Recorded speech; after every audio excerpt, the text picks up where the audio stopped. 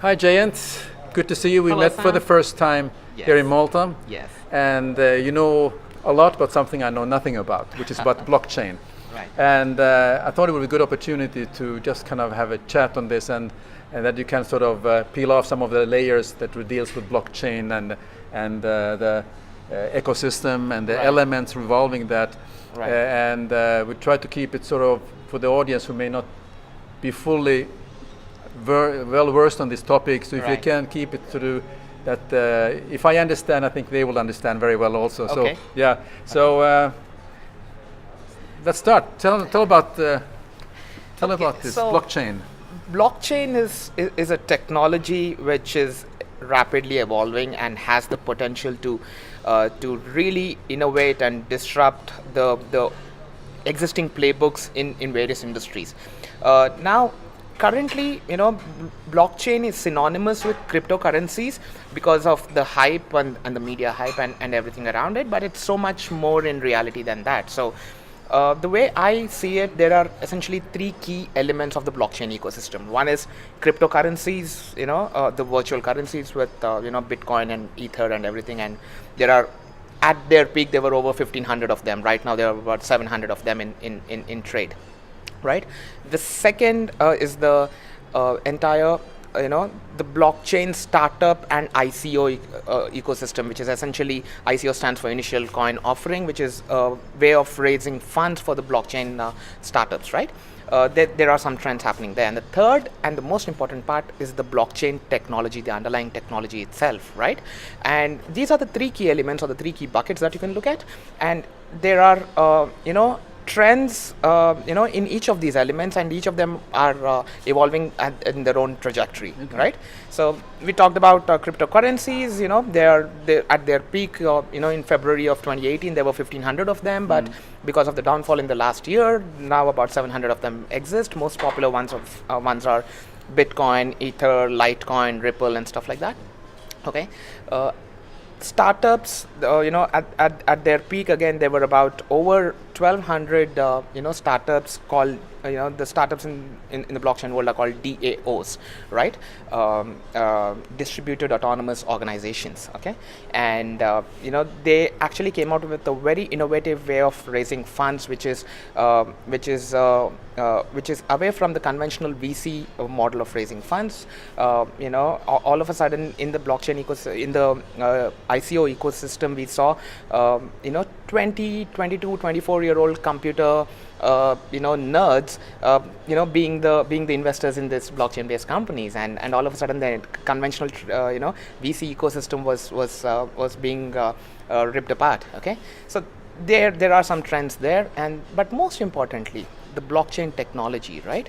That underlying technology that powers these cryptocurrencies, that powers these startups, that is extremely powerful and has a potential, and we are actually witnessing the blockchain technology being adopted across industries. So if you look at it, cryptocurrency is essentially the first application or the product of the blockchain technology, and if you actually view it from that perspective, you will realize that blockchain is much beyond cryptocurrencies. Okay. And if you look at the trends, that's what happened in the last 1 year between February 2018 and February 2019.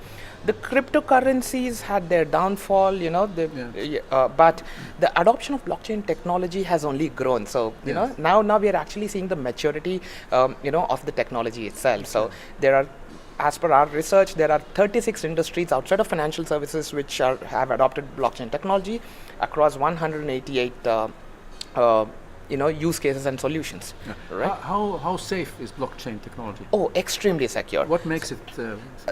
The fundamental architecture itself. So blockchain is essentially a distributed ledger technology. You can view it as a big database. Okay. But it's decentralized, meaning there is no single entity, person, or an organization that has complete power over that network. Okay. So to give you an example, let's say there's a blockchain based platform, over 10,000 companies. Okay, so 10,000 computers. Sorry. Okay, the network is distributed across 10,000 computers of individuals, and at the same time, every one of those 10,000 people, okay, on that on that chain is the owner, and he can make any transaction, he can affect any transaction, he can authenticate any transaction, but it's also not the single most owner, right? So that way it is extremely transparent, and anything that is published on that chain is all of a sudden transparent and available for all the 10,000 people. So you cannot really make change. So that way security is built into the design, and imagine if you have to make a change on that chain, you have to affect change on 10,000 different computers. So the amount of processing power that would require is enormous, and by that design it's automatically secure, it's transparent, it's open, okay? So and it's immutable. Once you make a transaction, you cannot change it back, so it's immutable, okay? And it's permanent.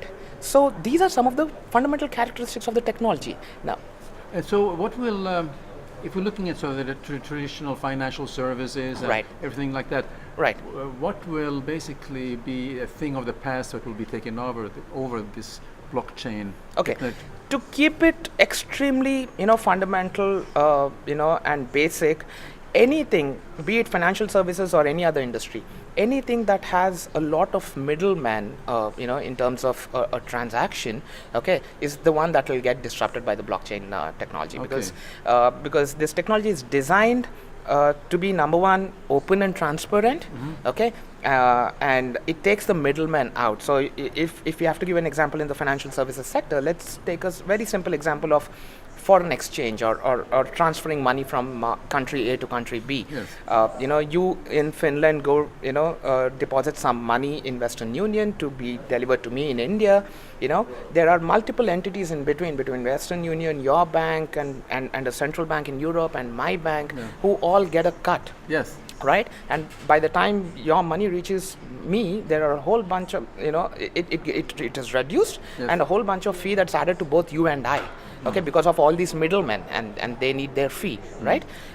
Move that same solution onto a blockchain ecosystem, okay, and that's where some of the early blockchain networks have also been, platforms have also been implemented. Now you lay that solution on a blockchain, you remove a lot of middlemen. All of a sudden the money that you deposit, let's say it's 100 euros, I get more or less 100 euros with some small cut taken away by some miner on the blockchain authenticating that transaction. Now we are actually evolving to third generation blockchains, which are taking the miners also out of the equation. So even that single middleman, who was nothing but an authenticator on a blockchain ecosystem currently, is being removed out of the equation with the third generation blockchains, which are based on a concept called FFM, fast, feeless, minerless blockchains, and they have a they have far to go. We are nowhere near the maturity cycle or phase of blockchain technologies. It's like, if I have to give you a perspective or an example, we are like in the early 90s of the internet era, right? Okay. It's difficult at this point of time to discern between the Googles, Amazons of the world versus pets.com of the world, right? Who will survive and who will not, okay? But we are in extremely evolutionary stages, okay? The performance and scalability of the technology is yet to be proven. Over the next couple of years, the infrastructure layers of these technology will be laid over. Once that is stabilized and mature, the applications will start taking off. But so everything has a downside, and I don't want to be negative, but what being in evolutionary phase or stage still, what do you see is the downside to all this? The downside, unfortunately, is the hyperbole, honestly. It's too much of hype. A lot of people not understanding the stage at which this technology is or is getting to, but buying a lot into the hype in itself and overselling it and overbuying it, and that's the problem, because this technology is nowhere near its maturity. Okay, it has its loopholes, it has its vulnerabilities, and they need to be respected. They need to be respected, and unfortunately the downside is people buying into the vision right up front before the product is ready, or the technology is ready. Well, Jayant, thank you very much for this brief. I learned in these few minutes much more than I ever thought I would learn. So thank you, now, Sam. if the viewers want to reach out to you for anything relating to this blockchain, how can they reach you? Or maybe I can put the link in the.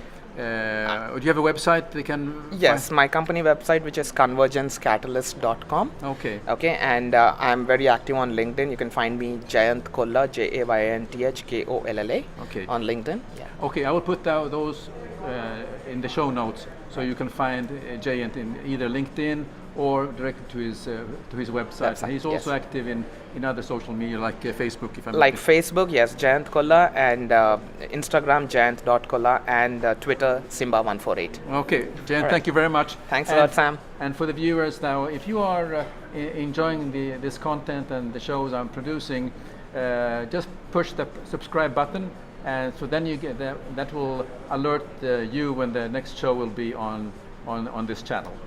Thank you. Thank you, Sam.